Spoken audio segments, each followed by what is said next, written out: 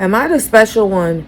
Why do people not listen? How do you work at a job and not listen? If a person says, I cannot do something on Thursday or Wednesday, only Friday, what is the purpose of asking me if there's any way I can accommodate it on Wednesday?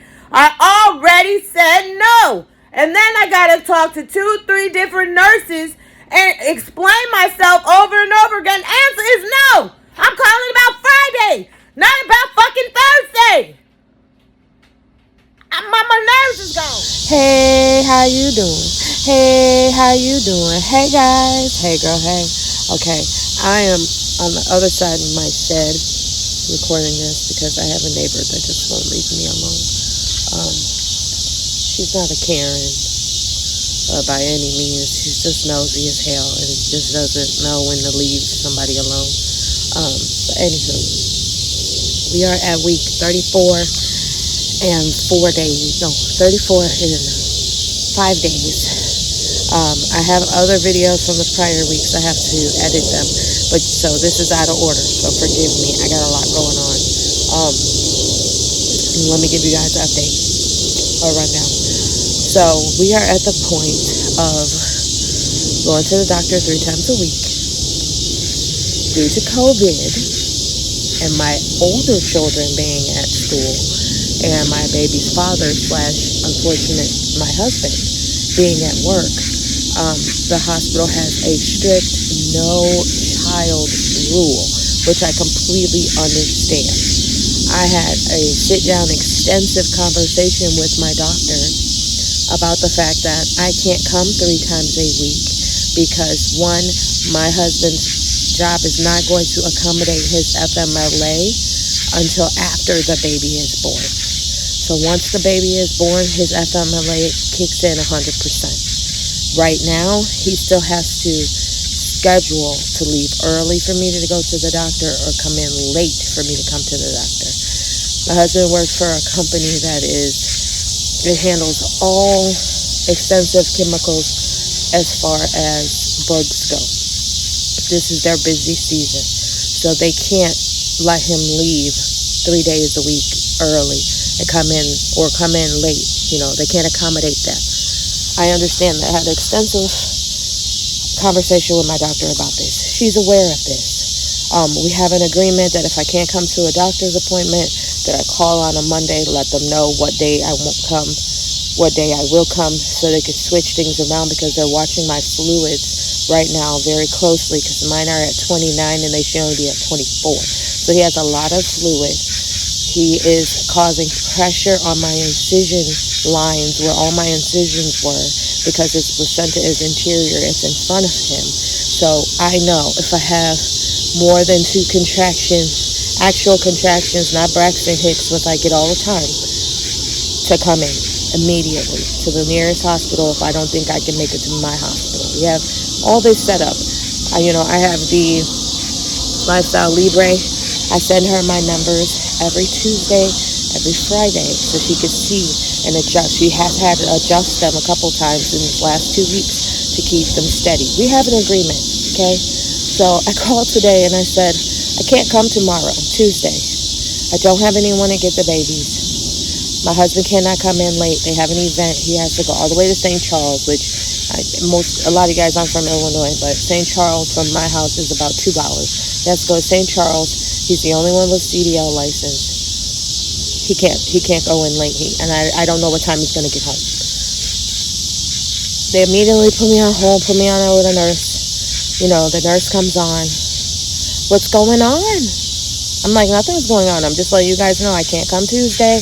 I'll be there Friday, just in case you want to check my levels Friday, via ultrasound. I'm just letting you know. Well, can I ask why? All this is in my chart. It's all charted. I'm just letting you know I can't come in tomorrow. Can you please just give me an ultrasound Friday? Friday I can come in early or late. I'm trying to get this established now so he can let his supervisor know. Well, you have to come in. Ma'am, I don't. I was just there Friday. Everything was fine Friday. I had an extensive conversation with the doctor. Well, let me see what we can switch around for you. Okay, not a problem. There's no way you can come in. I don't know where Dad went. What are you doing? Making a video. There's no way I can come in. Like, I've established that. No, there's no way I can accommodate. I can't come in the morning. I can't come in the midday. I can't come in the evening. Why? I have 19-month-old twins. I can't bring them. I can't come in. You don't know anybody. Now, at this point, I'm getting agitated because it's in my chart. My whole conversation with my doctor. I mean, word for word. It's in my chart. In my chart. I shouldn't have to explain this to you, mosquito. I shouldn't have to explain this to you. So I'm getting irritated. So I'm like, you know what? See what can be done Friday. She calls me back 30 minutes later. The Lord spoke to me and said, don't answer the phone. It's an extensive 2-minute conversation of her talking to herself in third person of, can I find a way to come in? No, I cannot find a way to come in. We're really worried. That's what gets us to go to the doctor. We're really worried. We really have to watch it. We really have to watch this. Okay, I call back. I said, let me talk to my husband. Let me see. I will call you back. My husband's working. He drives a big-ass 18-wheeler. He can't just stop the car. I'll stop the truck and talk to me every time. And he has to talk not just to me, but he has to talk to his supervisor as well. She called me back 8 times, I kid you not, before I even got an answer from my husband. I called my husband, I called her back, I said, ma'am, I mean no harm, but you can't call me like that. I said, I told you I would call you back. I said, I can come anytime after 4, but you guys are closed. Okay, well maybe I can get you at a labor and delivery and they can do your scan. Okay, well if you do my scan and I come in tomorrow, then I can't come in Friday because they're switching his Friday for tomorrow for him to come in earlier or later so I can go. That's not going to work. Well, you have to find ways to accommodate. Ladies, am I wrong for wanting to curse this bitch out? I just wanted to curse her out so bad. I just feel like the number one thing they taught us from pre-K until we got to like 3rd grade is to be a good listener and to shut up and listen. A lot of problems with people is that they don't listen to understand. They listen to make a response. So while you're talking, they're already coming up with their response. They hear the first thing you say, and then they're making their response. And it was irritating my fucking spirit. I'm telling you, it was irritating my spirit. I had to send my doctor a long, extensive email telling her, look, from now on, until this baby gets here, I understand the magnitude of his water levels. I understand the magnitude of not wanting my uterus to rupture. I understand all of that. But the same way you didn't control COVID, I didn't either. You didn't control that I had twins already? That's not your problem. That's my problem. But I live in an area where my mom works. My husband's mom doesn't live close. I don't have anybody that I could just drop my kids off that I trust and say, watch them while I go to the... I just don't have that. Am I wrong? Because I'm telling y'all, I'm gonna hurt her feelings. I'm gonna go to labor delivery tomorrow. I'm gonna do the NST through labor delivery. They're gonna check my fluids through labor delivery, and I'm not gonna go back unless my water breaks or something's going on. This is the problem that I had to this hospital, and this is why I did not want to have this baby at this hospital, but I don't have a choice. Like, the other hospital that's close to me does not want to do a permanent sterilization for me because it's a Catholic hospital. So I'm just like over it. Whew. So that's what I'm dealing with them. My water, I have too much water. I have a lot of pressure. I have the pains in my inner thighs. I have the burning sensation in my belly button area and my back. Pretty much he's getting ready. I'm still dilated at 2.5. He's getting ready. I have been refusing to be cervical checks once I hit that 2.5 because I don't want you to do a cervical sweep and then he really comes, because you're not always dealing with the same doctor when you have a practice. And my doctor that's going to deliver him, God willing, she's on call, understands my reasoning behind not wanting a cervical sweep because I'm not ready. I'm not ready for this. I'm not mentally ready. I'm just not ready. I just can't handle that right now. But that's what's going on with that. What else do I have going on is because I know, the extent that I'm getting so tired and I'm just You know, I literally get the kids off all to school, and I literally, me and the twins, eat breakfast, go back and take a nap, get up, eat lunch, watch our ABCs, do our 1, 2, 3s, do our sign language, because I am going fully deaf, so let's work on sign language.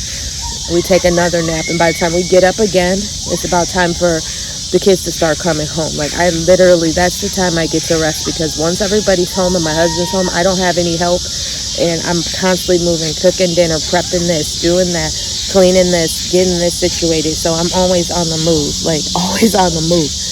And so, because I know he's coming, I have my hair that I'm going to do, and I'm going to start working on tomorrow. I have my belly cast that I'm going to do that I never got to do with the twins. I never got to do with anybody else. So I'm definitely going to do my cast. I'm going to record it, but I'm going to try to record it in an artistic way where you don't have to see my naked breasts, because that's part of the cast, you know. I'm going to do that. I have a project that I'm going to do. I'm in love with tie-dye right now, so I'm going to tie-dye a bunch of stuff for the babies and put some affirmations on it. And get that ready. And I'm going to do what's in my bag. I'm going to take the cast, the belly cast, and I'm going to use that to do his name reveal in about a week. Hopefully I make it to a week, but in about a week, because my oldest daughter is not here during the week because she goes to school near my mom's house. So she is my artist. Well, all my kids are very articulate, like I said that, but she wants to paint and design the belly cast and bling it all out, since I like the bling. So that's the part that she's going to play in it, and we're going to do the name reveal with that and do the gifts that everybody has sent. And I'm going to put that in my Amazon wish list is there, and I'm going to put a P.O. box that could be used if you want to send that as well. I'm just trying to be patient. I'm just trying to keep a positive attitude, but people keep making it real hard for you to be positive and stay positive. My temperament is good. My mental health is good. I'm still sad. I still have moments where I just keep crying.